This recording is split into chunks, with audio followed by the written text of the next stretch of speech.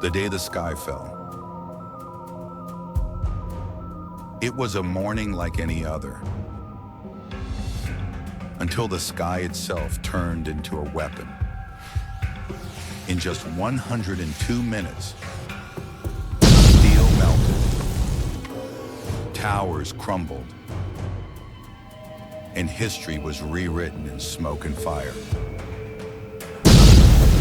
New York, the city of light, motion, and noise, was brought to its knees, and the whole world watched in silence. But what happened next was something the terrorists never expected. Because beneath the rubble, something unbreakable began to rise. Not concrete, not glass, but the human spirit.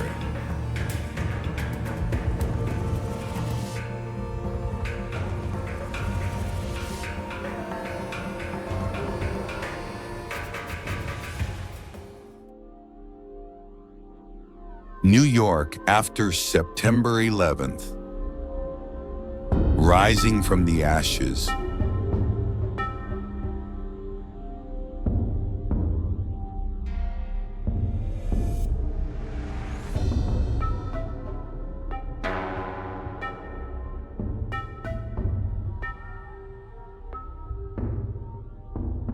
The collapse when time stood still. September 11th, 2001, 8:46 a.m. American Airlines Flight 11 slammed into the North Tower of the World Trade Center. 17 minutes later, United Airlines Flight 175 struck the South Tower. The building stood tall until they couldn't. In a city of 8 million people, chaos reigned. People ran from clouds of dust that swallowed streets. Sirens wailed, screams echoed, and the world, for a moment, held its breath. Nearly 3,000 souls were taken. More than 400 of them were first responders. Heroes who charged into hell while others fled. In those moments, time didn't just stop, it shattered.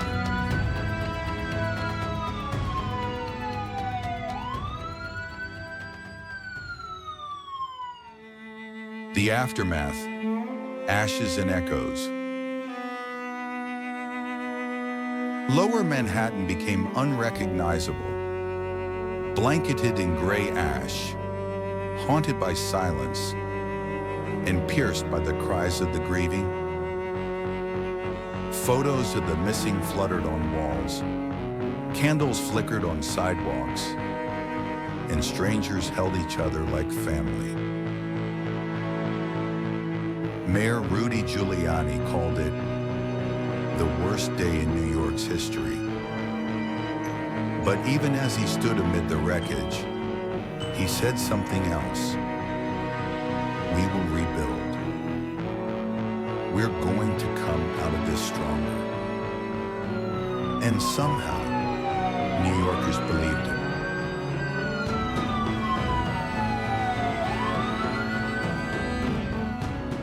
The rise, rebuilding the heart of a city.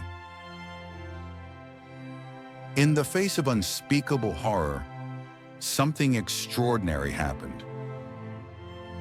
Ordinary people became legends. Strangers became brothers. The city, once paralyzed, began to move again. Slower, but with purpose. Construction crews returned to ground zero. Plans were drawn, revised and redrawn again. But the mission was clear.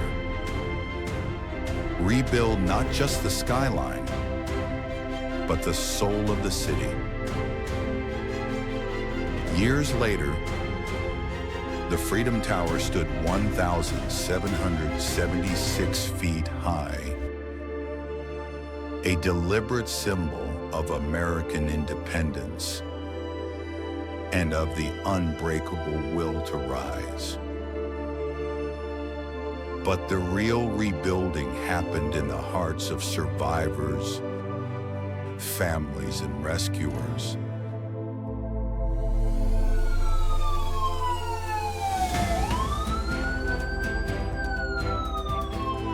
Faces of courage. This is not just the story of buildings.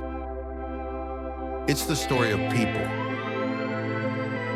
Like FDNY Chief Peter Gansi, who refused to leave his men behind. Like Wells Crowther, the man in the red bandana, who saved a dozen lives before losing his own. Like the passengers of United Flight 93, who fought back and shouted, "Let's roll." And like the thousands who donated blood, volunteered at shelters, and stood for hours in candlelit vigils, proving that the worst of humanity could be met with the best of humanity.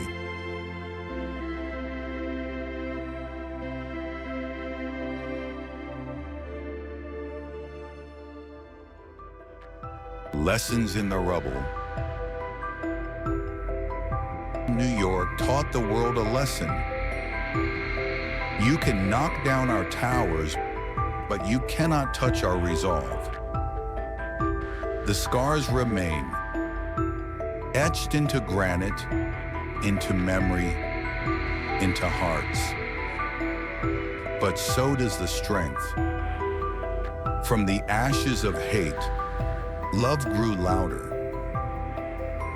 From the smoke of destruction, purpose rose higher. This was not the end. It was the beginning of a different kind of war. Not just against terror, but for unity, for compassion, for understanding. Motivation, what we take with us. You watching this now, maybe you're carrying your own grief, your own loss, your own collapse. Remember New York, not for the towers that fell, but for the spirit that stood. Because resilience is not about never falling. It's about rising every single time we do.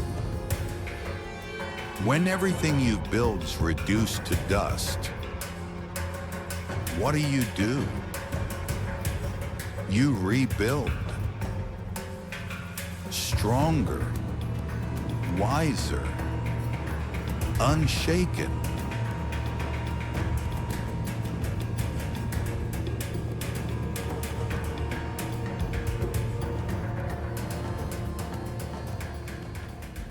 Never forget, always rise. We say it every year. Never forget. But it's more than remembrance. It's a promise. A promise to the fallen that their lives had meaning. A promise to ourselves that fear will never define us. A promise to the world that hope, even in the darkest hour, will always find a way to rise. This is New York. This is all of us. And we rise. Subscribe for more true stories of resilience, hope, and triumph.